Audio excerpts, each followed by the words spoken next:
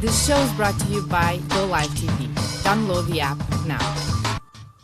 Welcome, Joe Volpe, on Good Friday with some reflections, Easter reflections, and want to wish everybody all the very best on behalf of all the staff at Corriere Canadese and Go Live TV, in case we forget.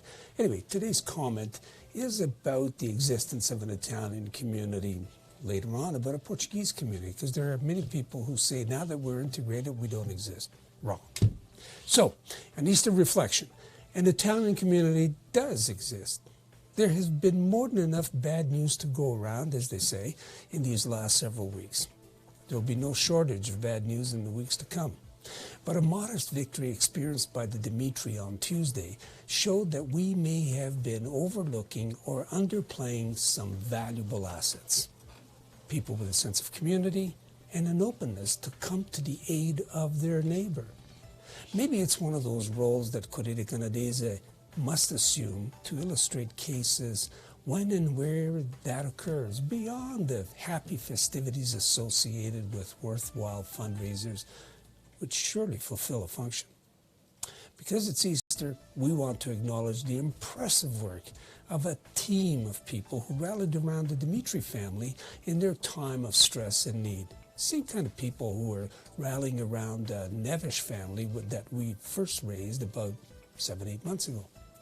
Now, we'll probably miss some, so apologies from the very start to those that we forget. Father Claudio Piccinino first brought the case of the Dimitri to the attention of the Corriere. Without revealing any details regarding their whereabouts, it was clear that he and his parish had been sheltering, giving sanctuary, to the family. It became equally clear that the sympathetic parishioners had begun to provide the emotional and material sustenance to keep the family going. Lizia R., Vittorio Pasquale, and others, at personal cost, assembled teams to lobby members of parliament from all parties on their behalf, attend to rallies to drive home the position, buttonhole politicals, marshal community organizations, and try to inform the press and the media as to the facts. It was, and continues to be, an arduous task. Their unstinting efforts won significant, influential allies. Some national and international press, for example, the National Post and the UK Guardian, bought in. Others, like Toronto's own Rogers Omni Chin unit, still need convincing for some reason.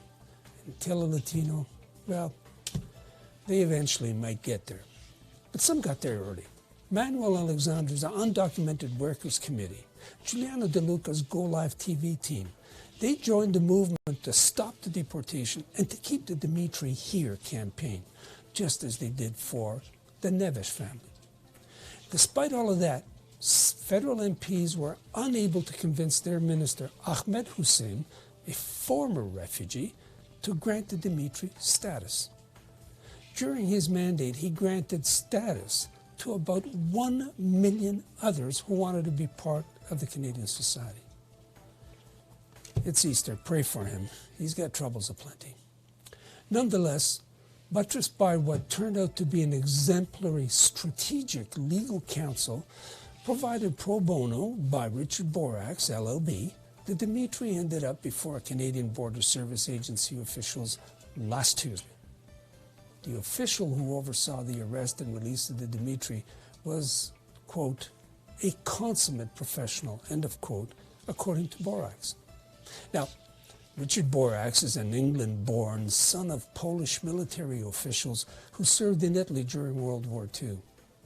Quote, everything about their case triggered issues of social injustice in my psyche, he said, adding that, and I continue to quote, my wife, whose grandfather was part of the offensive at Monte Cassino, insisted I take up the cause. She's the boss, end of quote. It must have been tough. A local TV station and a self-declared consumer advocate journalist aired a savage, malicious gotcha piece on him. It was shameful.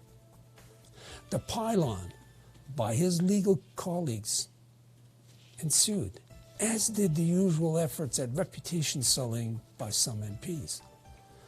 Rocco Galati, a celebrated litigation and constitutional lawyer, stood by him. He survived. His reputation enhanced. The Dimitri are grateful. And as we say, Pax et Bonum. Happy Easter to all on behalf of the Corriere Canadese, Corcan Media Group, and the Go Live TV crew. All the best. So we continue in Italian in a moment or two, but follow us on all the social media, and of course in today's edition of the Corriere. We're not going to be publishing on Monday, but we will return on Tuesday.